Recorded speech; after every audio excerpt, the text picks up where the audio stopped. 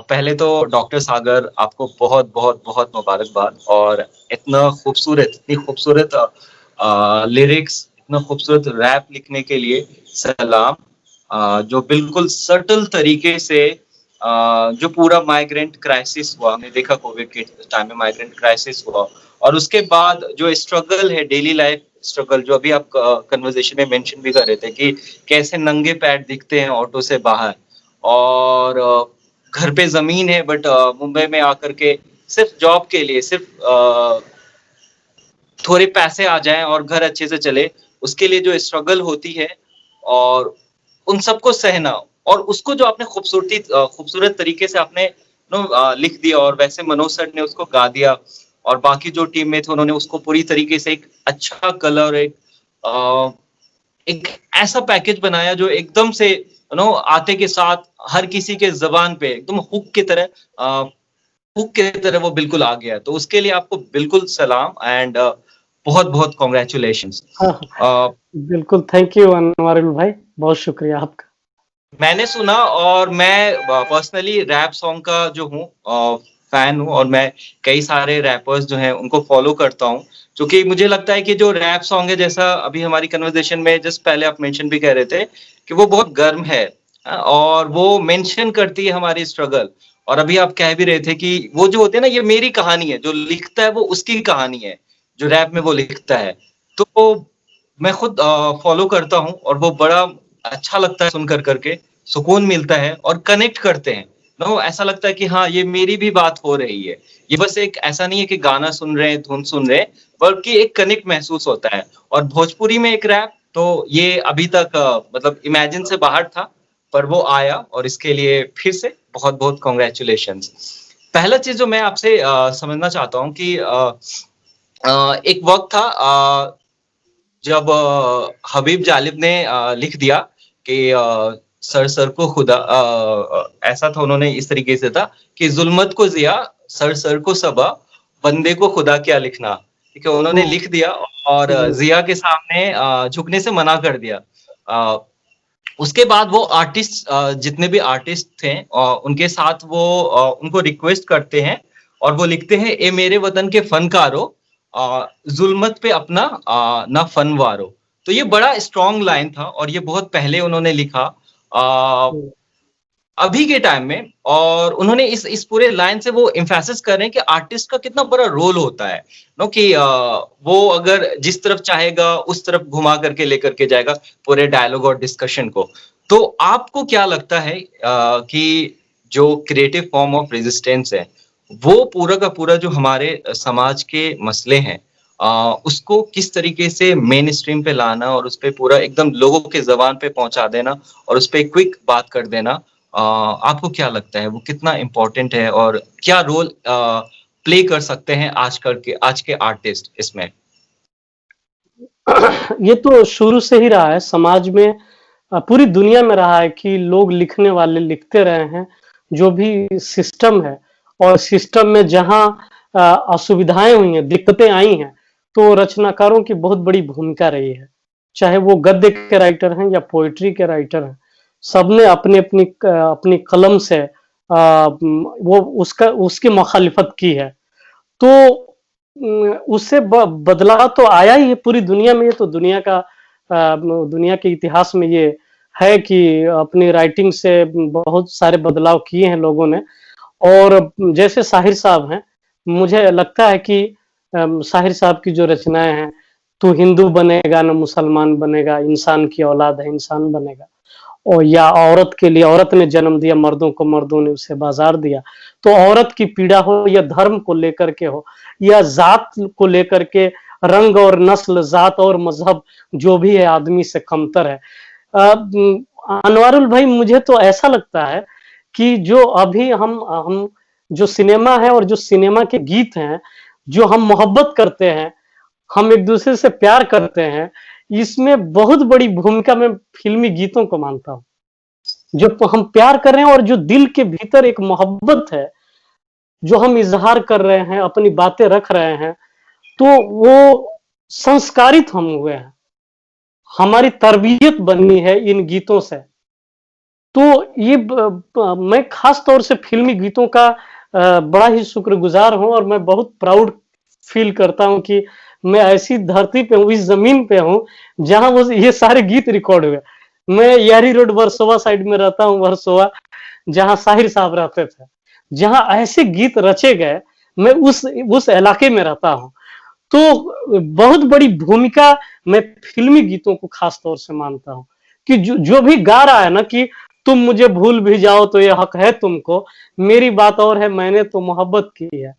अगर अनवारुल भाई, अगर कोई भी प्रेमी ये बात गा रहा है ना, तो वो दिल का, आप तो संस्कारित हो जाएंगे ना इससे। आप आपका आपके दिल की बनावट ऐसे हो जाएगी कि तुम मुझे भूल भी जाओ तो ये हक है तुमको, मेरी बात और है मैंने तो मोहब्बत की है।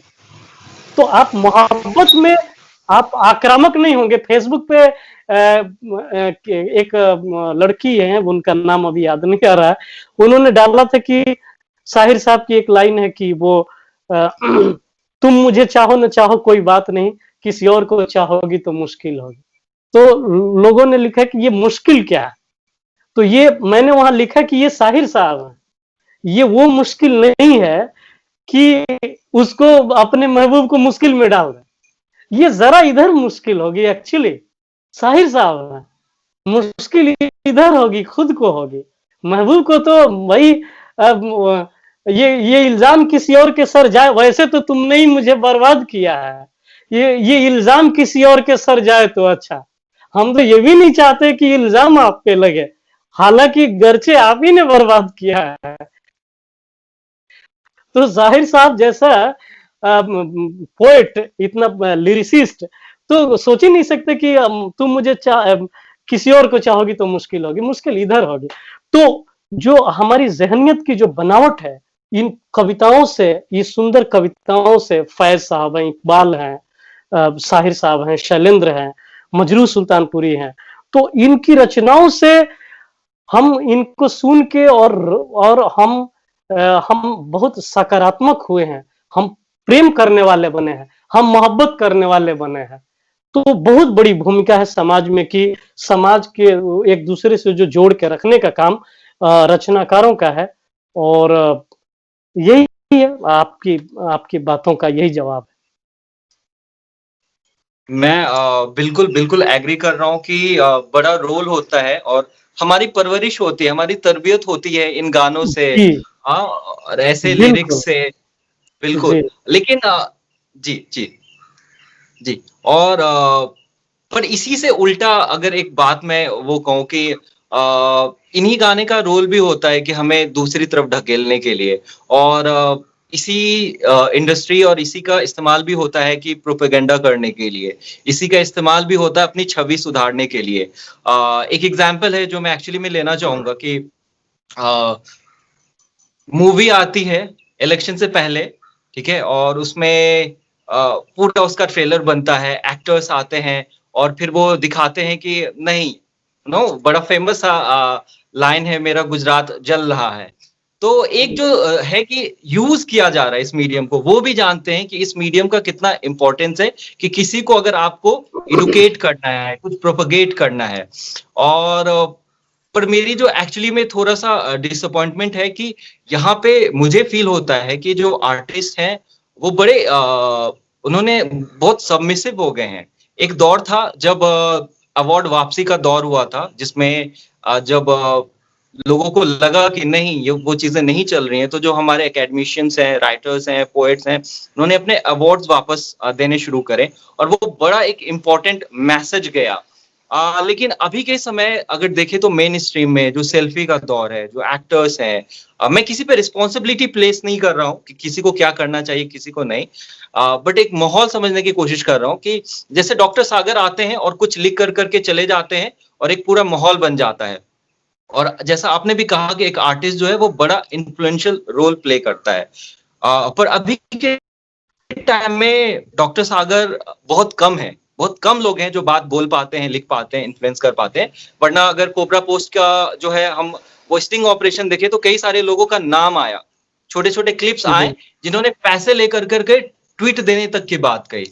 तो इसमें मतलब आप अगर समझा सकें कि क्या कोई एक्टर्स की रिस्पॉन्सिबिलिटी भी, नॉट जस्ट एक्टर, कि क्या कोई आर्टिस्ट की रिस्पॉन्सिबिलिटी भी होती है कि वो जिस समाज से आते हैं उनको भी रिप्रेजेंट करें, उनके बारे में भी बात करें, और इस कि ये सिर्फ ऐसा नहीं कि आपने किया, आए, काम किया, लिखा, पैसे कमाए, आप सो गए, बल्कि ये काम उससे ज्यादा है। आपकी क्या समझ है इन सारी बिल्कुल, चीजों? बिल्कुल, मेरी यही समझ है कि जो भी साहित्यकार हैं, जो भी कलाकार हैं, उनको बिल्कुल समाज के पक्ष में खड़ा होना चाहिए, समाज की तरफ खड़ा होना चाहिए। उन ये आप पॉपुलर हैं, आप सिनेमा में हैं, आप साहित्य में मशहूर हैं, आप सोशल मीडिया पे हिट हैं। हेलो, मेरी आवाज़ पहुँच रही है? जी, जी, बिल्कुल, बिल्कुल। अच्छा, तो जो भी मशहूर हैं, समाज में, देश में जो भी मशहूर हैं, उनको चाहिए कि इस बात का ध्यान रखें और अब समाज के पक्ष में वो बात रखें, खड़ा हों और उनकी लड़ाई में योगदान दें, वो ज़रूरी है।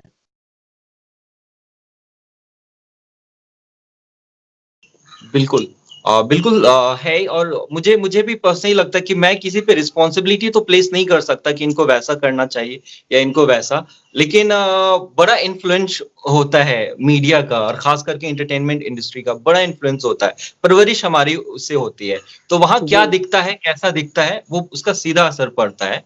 एक बात और बिल्कुल। इसी से एक बात और इसी से जुड़ा हुआ जो है मैं आपसे समझना चाहूँगा कि जो पूरा का पूरा इंडस्ट्री है, उसमें जो खास कर करके रिप्रेजेंटेशन है, उसमें जो हमारे मुद्दे यानी जैसे आपने एक सॉन्ग लिखा, उसमें माइग्रेंट्स लेबर की दर्द बयान करी।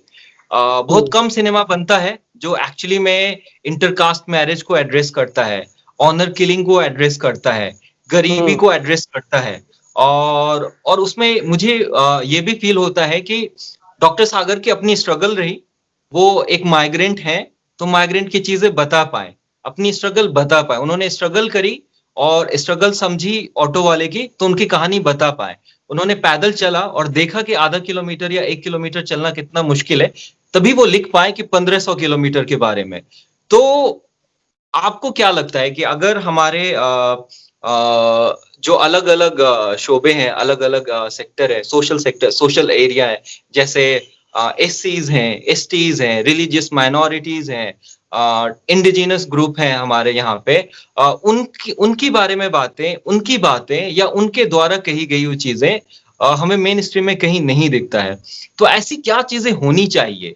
और आप हमें समझाइए भी कि ऐसा क्या, कैसा माहौल ऐसा बने कि भोजपुरी सिंगर्स भी आ सकें, और मैथिली वाले सिंगर भी आ सकें, और इंडिजीनियस जो ज़बान बोलते हैं वो भी आ सकें, जो बहुजन कम्युनिटी के अलग-अलग बड़ा हिस्सा है वो, उसके जितने भी लोग जो हैं, जो शोषित रहे हैं, वो आ कर कर के अपनी बात रख सकें। तो डॉक्टर सागर जैसे कई सारे लोग आ सकें और अपनी-अपनी बातों को रख सकें। कैसे मुमकिन हो पाएगा?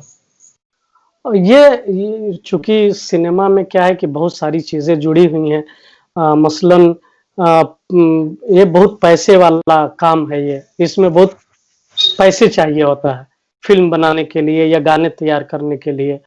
तो उसमें जो बड़े लोग हैं, जो जिन्होंने फ़िल्मों में काम करते हुए नाम कमाया है, इसमें अगर ये बहुत पॉपुलर हुआ है तो इसमें पोएट्री तो अच्छी है ही, रैप में पोएट्री तो अच्छी है ही, लेकिन अगर मनोज बाजपेयी और अनुभव सिन्हा इसे नहीं करते, तो इतने बड़े कैनवास पे चीज़ें नहीं बनती। तो बड़ा होना बहुत ज़रूरी है।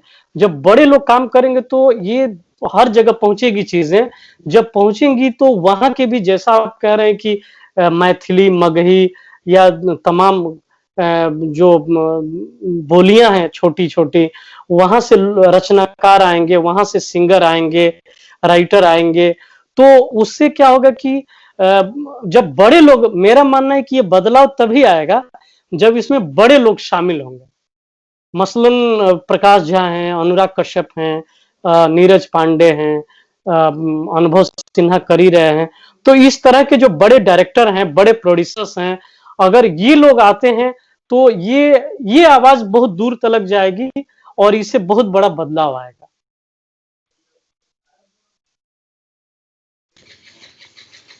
बहुत-बहुत जो है आपका धन्यवाद हमारे साथ जुड़ने के लिए और ये पूरी बात करने के लिए। और ऐसे कई सारी बातें हैं इसके अराउंड जो हम और भी आगे आपके साथ में चर्चा करना चाहेंगे। और ये बड़ा एक मुझे ऐसा फ़ील होता है कि एक बड़ा आपने रास्ता खोल दिया है जी, जहाँ पे जिस तरीके की भोजपुरी में ख़ास करके एक दौर था जो आप भी मेंशन कर रहे थे जिसमें बड़े खूबसूरत गाने बनते थे, बहुत हाँ, खूबसूरत फ़िल्में बनती थी। पर पूरा का पूरा माहौल बदल गया है, अभी गाली और हेट और ये इसी हुँ। तरीके की चीज़ें वो होती हैं। नफ़रत तो आपको पाकिस्तान को गालियाँ दो, रिया को गालियाँ दो और ये चाइना को गालियाँ दो, उसी पे फ़िल्में बना रहे हैं भोजपुरी वाले तो बस दुल्हन चाहिए पाकिस्तान से या को जितनी नफ़रत पैदा करने वाली चीज़ें हैं, वो वही सारी चीज़ें भोजपुरी वाले कर रहे हैं। ज़ात को लेकर के, धर्म को लेकर के, अश्लीलता को लेकर के बस उनका यही फ़ोकस है। बस जबकि हमारी भोजपुरी लड़ाई इन्हीं के खिलाफ है। जी, और जबकि भोजपुरी ज़बान जो वो बहुत मीठी ज़बान है इस और हाँ, चूँकि हाँ, मैं इस मीठी ज़बान से इतना कड़वा काम लिया जा रहा है। बिल्कुल और बड़ा अजीब-सा लगता है क्योंकि मैं भी बिहार से आता हूँ जी, और हमारे वहाँ भोजपुरी जो है वो पॉपुलर नहीं है, उर्दू थोड़ा ज़्यादा पॉपुलर है बट आप बड़ा क्लोज़ जी, किस ज़िले से हैं आप? मैं खगड़िया से हूँ। अच्छा, खगड़िया से, जी। तो भोजपुरी जो और जबकि जब मैं एमयू में था तो वहाँ पे भी कई सारे मेरे दोस्त हैं भोजपुरी रीजन के और बड़ा कुछ-कुछ वर्ड्स भी मैंने सीखे और उनके साथ में इंटरैक्शन भी हुआ। तो मुझे ऐसा लगा बड़ा खूबसूरत ज़बान है, उसमें अगर आप गाली भी देते हैं बहुत ना तो जो टोनैलिटी हाँ, होती है, जो बहुत, टोनैलिटी बहुत होती है बहुत बहुत सटल, बहुत खूबसूरत वो होता है कि आपको एक पल को रुक कर के सुनेंगे, अच्छा, ओके ये गाली जैसा था। बड़ा खूबसूरत बिल्कुल, ज़बान है। मतलब बिल्कुल, उर्दू की जैसे उर्दू को मीठी ज़बान कहते हैं, उसी तरह से भोजपुरी का है। उर्दू जी, की तरह ही भोजपुरी बहुत मीठी ज़बान है और इस मीठी ज़बान में कड़वा काम ना हो, इसी के खिलाफ अपनी लड़ाई है, इसी के जी। मुखालिफत करनी है अपनी। जी, इसके लिए पूरी आपको जो है हमारे तरफ से शुभकामनाएँ और हम जी, चाहेंगे कि जी। आपके साथ में ऐसे ही कन्वर्सेशन जो है हमारी जारी रहे, ताकि और जी, भी जो मुद्दे हैं बहुत जल्द फिर अनुभव सर के साथ ही, बहुत जल्द जी, हमारा नेक्स्ट प्रोजेक्ट आ रहा है। मेरे ख़्याल बहुत से खूबसूरत। 15 से 20 दिन के अंदर में आ जाएगा। बड़े लेवल जी, पे काम हो रहा है। जी। जी, जी, बिल्कुल, बहुत कांग्रेचुलेशंस और हम और भी उम्मीद करें कि ऐसे और भी रचनाएँ आएँ, ऐसे रैप्स आएँ, ताकि उस पूरे ज़बान के लोग भी और ज़्यादा उत्साहित हों और ज़्यादा बात करें इसके अराउंड और हमारी बातों का, हमारे इश्यूज़ का रिप्रेज़ेंटेशन हो इस इंडस्ट्री में। बहुत-बहुत धन्यवाद और थैंक यू सो मच इस पूरी कन्वर्सेशन के लिए, हमारे साथ जुड़ने बहुत के लिए। शुक्रिया आपका अनवरुण भाई। सब्सक्राइब नहीं किया है तो प्लीज़ सब्सक्राइब कीजिए और ताज़ा अपडेट पाने के लिए बेल आइकन को दबाना ना भूलें।